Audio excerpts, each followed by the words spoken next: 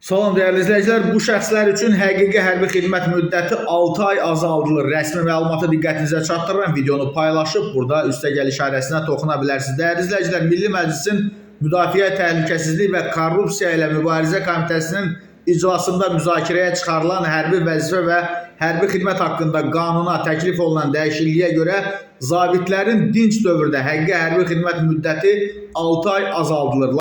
Layihə əsasən zabitlər üçün ehtiyatdan müddətli həqiqi hərbi xidmətə çağırılanlar və ya bağlaşma əsasında həqiqi hərbi xidmətə könüllü daxil olanlar 1 il, yəni bu müddət ərzində, bu müddət bitdikdən sonra tərəflərin razılığı ilə onlar kadr zabit heyətinə keçirilirlər. Bağlaşma əsasında həqiqi hərbi xidmətə könüllü daxil olan əcləmlər və vətəndaşlığı olmayan şəxslər isə 3 ilə qədər bu müddət bitdikdən sonra yenidən tərəflərin razılığı ilə bağlanır. Qüvvədə olan qanuna əsasən dinc dövrdə həqiqi hərbi xidmətin müddəti ehtiyatdan həqiqi hərbi xidmətə çağırılanlar və ya könüllü daxil olan zabitlər üçün 1 il 6 aydır.